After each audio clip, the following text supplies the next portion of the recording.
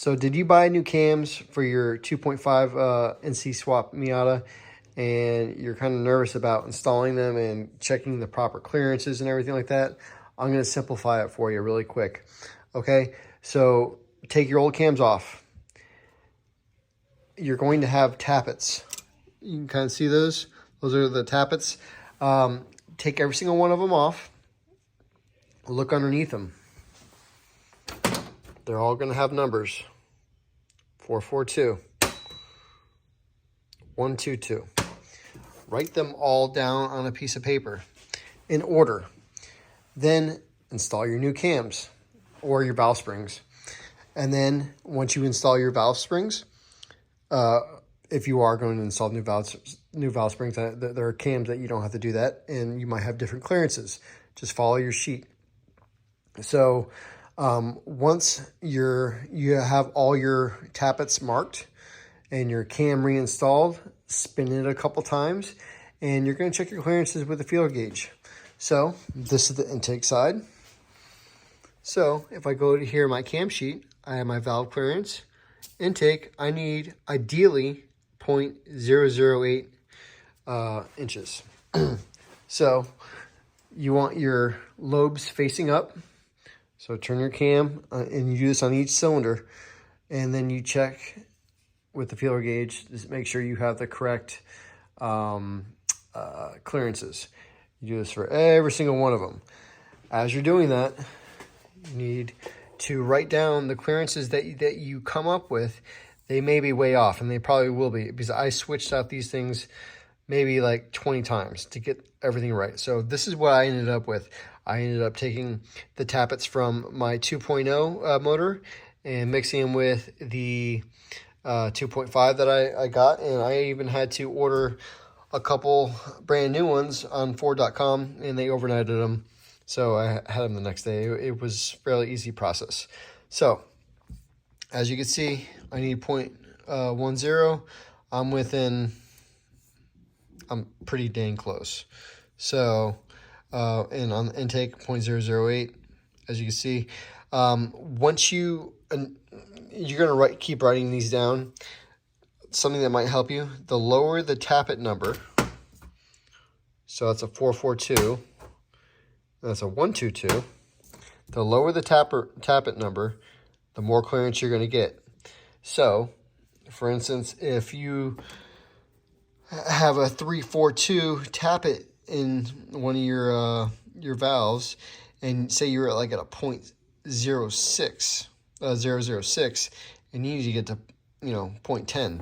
Well, you lower it, so you find a tappet that's with a lower number, you install it, and then hopefully you'll get closer to the clearance number that you need.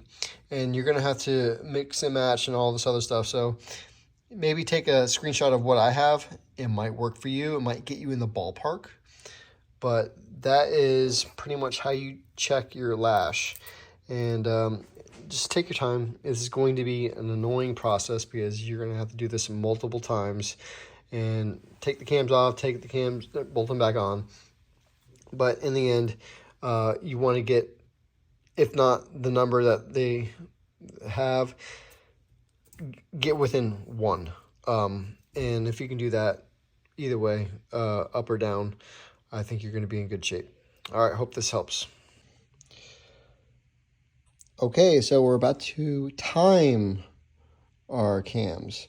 So as you can see, they have the setup so the exhaust is pointed this way and the intake is pointed that way. So if you don't already have a massive timing set, you need it. So this goes on the crank and this goes on the cams. So basically, you have your cams pointing in the direction that the spec sheet says. Now, to get this in here, you're going to need a 24 millimeter wrench. And basically, you're going to have to massage it very gently. You turn it right there, and then you slide that in. And once that's locked in, you're good. So then you are good to install your cam gears make sure you use your friction washers.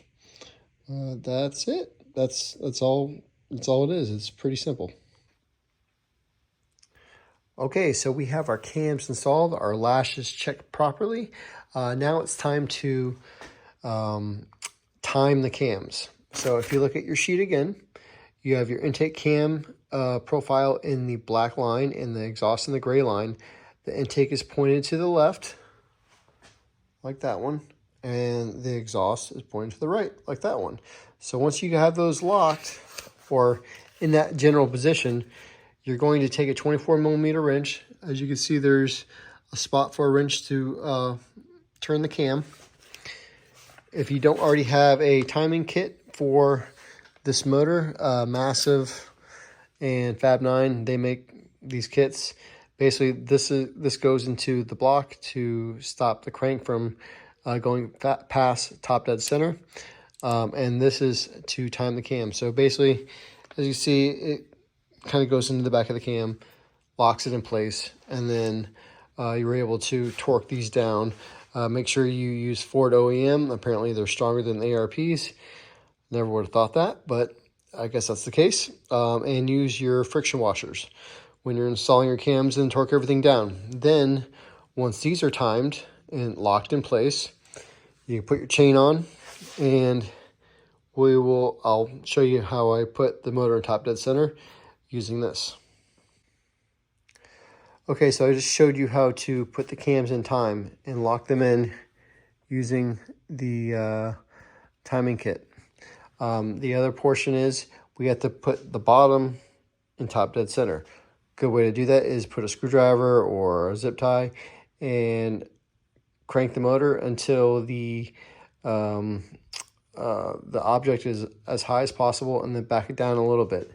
Then insert this, make sure it's the Duratec one, it's the short one.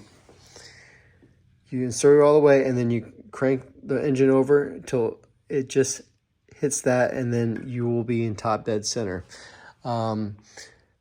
Before you install your cam gears and this gear, make sure you have a friction washer on this side and on this side, and then between the gears.